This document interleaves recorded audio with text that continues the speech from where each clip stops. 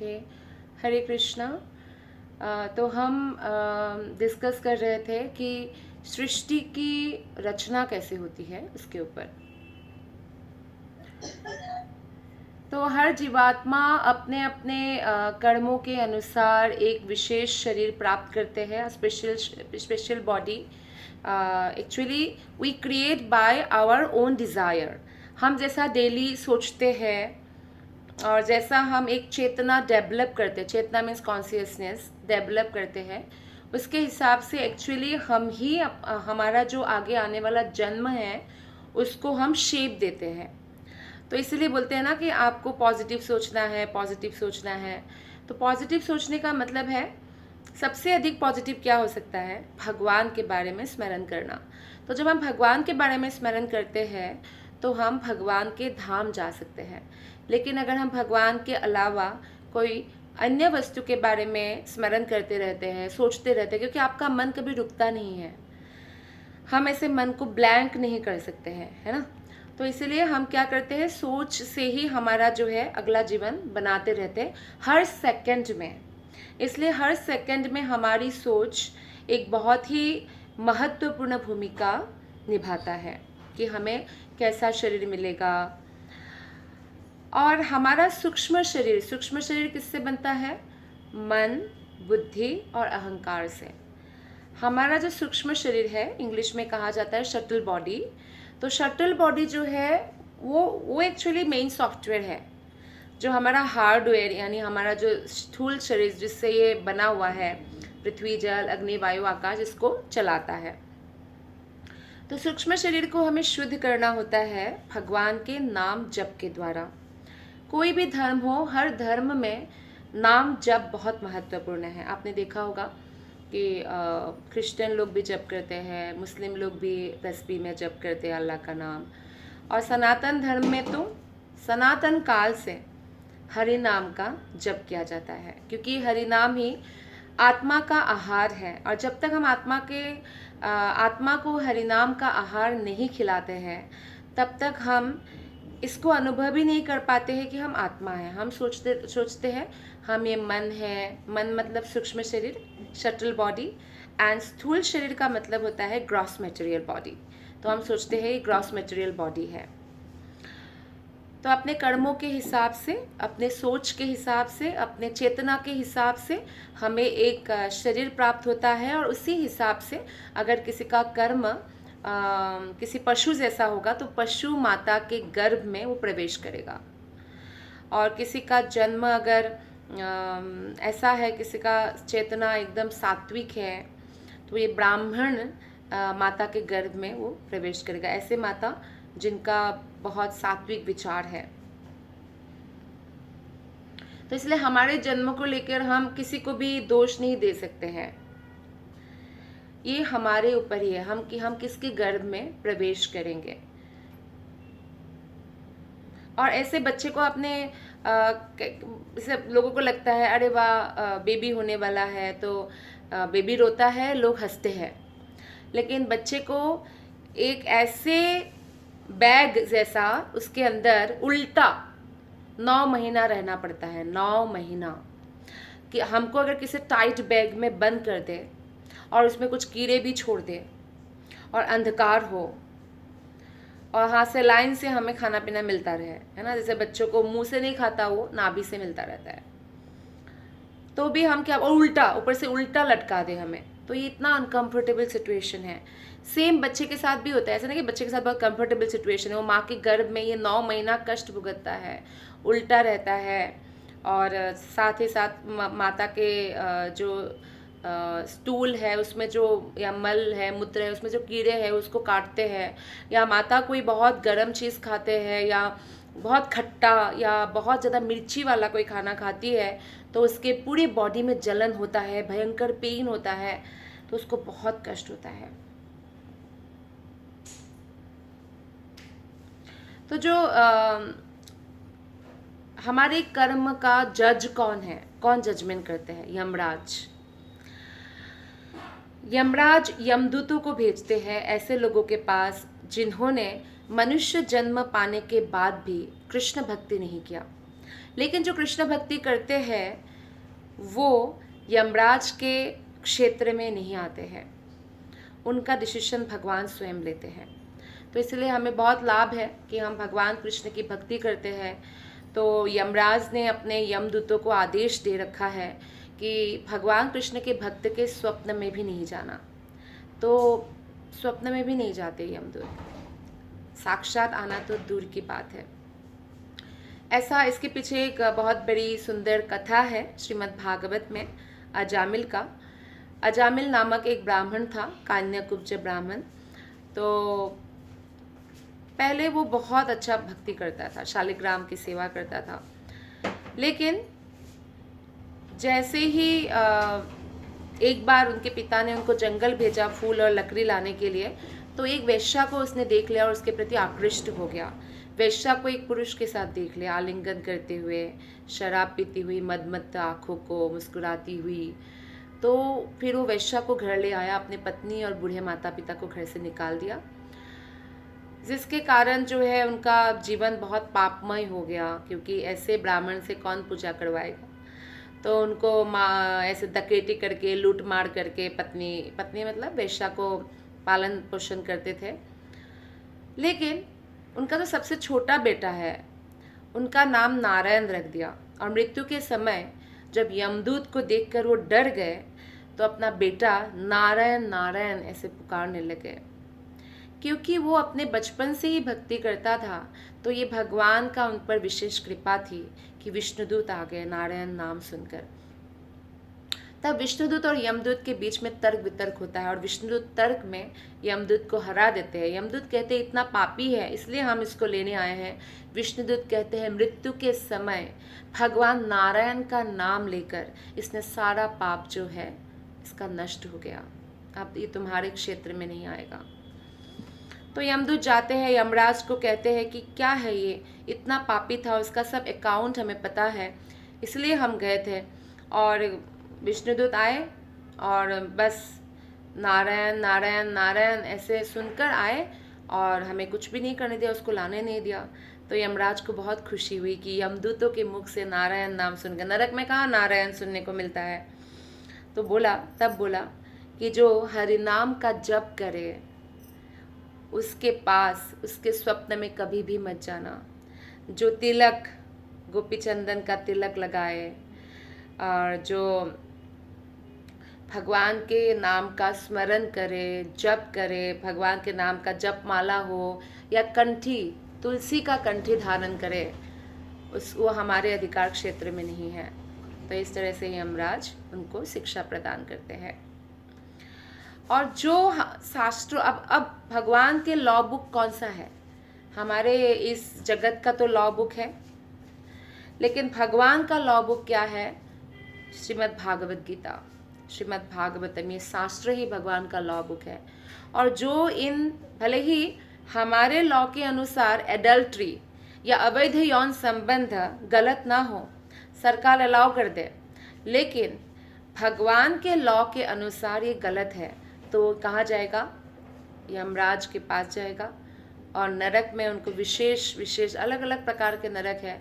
श्रीमद् भागवतम के 5वें स्कंध में अंतिम अध्याय पर बहुत सारे नरकों का वर्णन है। उसमें से 28 मुख्य नरक के बारे में वर्णन है, वैसे बहुत सारे नरक हैं। तो विशेष नरक में उसको भेज दिया जाता है। तो जब जीव माँ के गर्भ में प्रवेश करता है तब वो सूक्ष्म रूप में होता है, मन बुद्धि अहंकार। आप देखिए, कोई बच्चा जो होता है वो जन्म से ही इतना अजीब नेचर का होता है, घर वालों को परेशान कर देता है। तो कैसे जन्म से बच्चा ऐसा हो जाता है?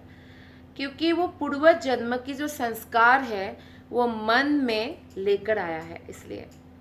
और कोई बच्चा इतना अच्छा होता है, एकदम संस्कारी, बचपन से ही बहुत सारे गुण दिखने लगते हैं, यानी उसने पूर्व जन्म में उन गुणों को अर्जन किया है। हर चीज़ अर्जन करना पड़ता है, नथिंग इज फ्री, कुछ भी फ्री नहीं है।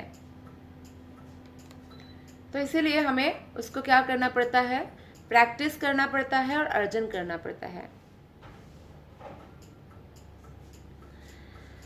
तो पहले तो वो माता के गर्भ में प्रवेश करते हैं उन सारे संस्कारों को लेकर, और बाद में अल्ट्रासाउंड की मशीन तो अब आया ना। हमारे शास्त्रों में बताया गया है कि पहले बच्चा कितना बड़ा होता है, जैसे बीज रूप में, जैसे एक बेर के जितना होता है, फिर एक आम के जितना होता है, फिर वो बढ़ता है, फिर कब उसका मस्तिष्क डेवलपमेंट होता है, कब स्किन डेवलपमेंट होता है, ये सब भागवतम में एग्जैक्ट बताया गया है। तो कैसे होता है जीव का शारीरिक विकास? 1 महीने में जीव का मस्तिष्क बनता है। ये brain is the very important thing, है ना। और दूसरे महीने में जीव का भुजा यानी हैंड, हाथ, ये बनता है। ये सब अंग की रचना होती है। तीसरे महीने में क्या बनता है?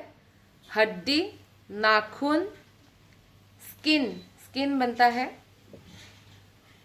लिंग बनता है, रोम बनता है, और छिद्र आदि बनते हैं, 9 द्वार जो है, ये सब बनता है।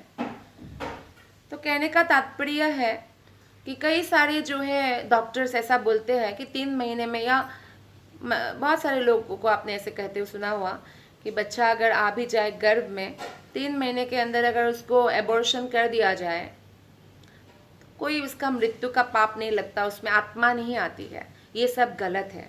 शास्त्र के अनुसार जिस दिन पिता ने बीज डाला माता के गर्भ में, उसी दिन ही आत्मा प्रवेश कर जाती है, और वो आत्मा रहता है, इसलिए तो बढ़ता है। मस्तिष्क बनता है, दूसरे महीने में बाजू आदि बनता है, तीसरे महीने में हड्डी, नाखून, ये सब बढ़ता है। किसी में भी आत्मा होगा तभी उसमें विकास होता है। कई बार ये गलतफहमी होता है लोगों को, इसलिए वो बहुत सारे भ्रूण हत्या करते हैं, एबॉर्शन करते हैं, जो नॉर्मल किलिंग से भी बहुत बड़ा पाप है। ब्रह्म हत्या से ही बड़ा पाप माना जाता है, इसलिए कभी एबॉर्शन आदि नहीं करना चाहिए। और दूसरी बात है, कई लोग अंडा खाते हैं और सोचते हैं कि अंडे में तो नहीं होता है ना, अभी तो डेवलप ही नहीं हुआ। नहीं, अंडे से डेवलप होता ही है ना मुर्गी, तो उसमें आत्मा ऑलरेडी है, यानी हमने किसी का हत्या किया है। और जिस अंडे से, जैसे फर्टिलाइज्ड एंड नॉन फर्टिलाइज्ड, और जिस अंडे से नहीं निकलता बच्चा, वो मुर्गी की गंदगी होती है, जो पीरियड्स की गंदगी होती है वो होती है। तो इसलिए ये सब नहीं ग्रहण करना चाहिए। चौथे महीने में क्या होता है? उनका जो स्किन, मांस, मेद, मज्जा जो हड्डी में, ये सब उत्पत्ति होती है। और 5वें महीने में वो बच्चों को फीलिंग आते हैं कि भूख, प्यास आदि लगने लगता है बच्चे को। 6ठे महीने में गर्भ की झिल्ली से ढका रहकर भ्रूण माँ की दाहिनी आंत में भ्रमण करने लगता है। तो इसलिए इस दौरान माता जो भी खाद्य पदार्थ खाती है, उससे जीव गर्भ में वृद्धि करता है। तो 6 मंथ इज़ वेरी इंपॉर्टेंट, कि बच्चे का जो है बहुत तीव्र गति से डेवलप होने लगता है। और इस समय जीव माता के गर्भ में मल मूत्र के साथ, जहाँ कृमि और अन्य सूक्ष्म जीव भी पल रहे होते हैं, उसके साथ शयन करता है। किसी भी, हमको अच्छा लगेगा कि ऐसे कोई कीड़े मकोड़े के जहाँ पड़ा हुआ है उसमें हम सोए, 1 घंटा भी हम सोएंगे, 1 मिनट सोएंगे? नहीं। लेकिन जन्म एक ऐसा कष्टकर समय है, हम सब लोग सो के आ चुके हैं। ऐसे ही कीड़े, मतलब कृमि के साथ जो जीव है सूक्ष्म सूक्ष्म, जो हमें काटते भी है कई बार, और हम बेहोश होते थे माता के गर्भ में, तो हम ऐसा कर चुके हैं। इसलिए जन्म कष्टकर है। लोग समझते नहीं, जन्म, मृत्यु, जरा व्याधि में समझ में तो आता है कि मृत्यु कष्टकर है, बूढ़ा होना कष्टकर है, बीमार होना कष्टकर है, जन्म लेना कैसे कष्टकर है? इसलिए आज हम जन्म के बारे में बात कर रहे हैं। तो 6 महीना हो गया, और फिर अगले 3 महीने में बहुत सारे और भी कष्टों का सामना करना पड़ता है, क्योंकि एक छोटी सी थैली में वो बढ़ने लगा है ना, अब उसको और ज़्यादा टाइट होने लगा है। कई पदार्थों और कृमियों में पूर्ण उदर में उन कृमि जो वर्म्स है, काटने से उसका कष्ट को सहन करना पड़ता है, बार बार वो बेहोश हो जाता है। कौन बुद्धिमान व्यक्ति ये जानने के बाद फिर से जन्म लेना पसंद करेंगे? क्यों ना हमारा जो ओरिजिनल घर है, वैकुंठ जगत, भगवान कृष्ण का गोलोक, गोलोक में क्यों ना हम जाने की कोशिश करें, जहाँ हमारा जन्म भी नहीं है, मृत्यु भी नहीं है, वृद्ध भी नहीं होंगे और बीमारी भी नहीं होंगी, हमें ना कोई चिंता है, ना एंग्जाइटी है, ना फ्रस्ट्रेशन है, कुछ भी नहीं है। तो ऐसे जगत में हम क्यों ना जाए, ऐसे जगत में जाने का प्रयत्न करना चाहिए। तो क्या होता है आगे, आज हम जन्म के बारे में पढ़ रहे हैं, क्योंकि लोगों को पता नहीं कि जन्म कितना कष्टकर है, तो कोई दूसरा जन्म नहीं लेना चाहेगा। जब भागवत से वो ये पढ़ लेगा तो माता जो भी करवा, तीखा, गरम, बहुत गरम, मतलब जो चीज बॉडी को गर्म करता है, ऐसा भोजन करती है, जैसे मांस, मछली, ये सब, तो उसके स्पर्श से जीव पल रहा है ना, जो बच्चा पल रहा है, उसके अंगों को कष्ट होता है और इस दौरान वो कुछ कर भी नहीं पाता। अगर उसको कोई, जैसे हमने बोला, भ्रूण हत्या करते हैं, अबॉर्शन कर देते हैं, वो कुछ बोल भी नहीं पाते, उन लोग उसको मार देते हैं, बहुत बड़ा पाप होता है। तो इस दौरान उस जीव की अवस्था कैसी होती है, पिंजरे में बंद पक्षी जैसी होती है, कुछ कर नहीं पाता है। इस दौरान जीव का जो पैर है वो ऊपर होता है, सिर नीचे होता है, उल्टा लटका हुआ होता है। पीठ जो है ऐसा धनुष आकार होता है, ऐसे रहना पड़ता है ना, इतना छोटा सा थैली है माता के गर्भ, और इस समय वो हिलडुल भी नहीं पाता है और पीड़ा होता है उसको बहुत ज़्यादा। लेकिन इस दौरान वो भगवान का नाम जपता है, ऐसे हाथ हो जाता है उसका नमस्कार भंगी में, और वो अपने पूर्व जन्म की पापों को याद करता है, कर सकता है जीव, और भगवान से क्षमा याचना करते हैं कि मैं आगे से ऐसा गलती नहीं करूँगा, इस बार मनुष्य योनि प्राप्त कर लूँ, मैं भक्ति करूँगा, ऐसा करता है।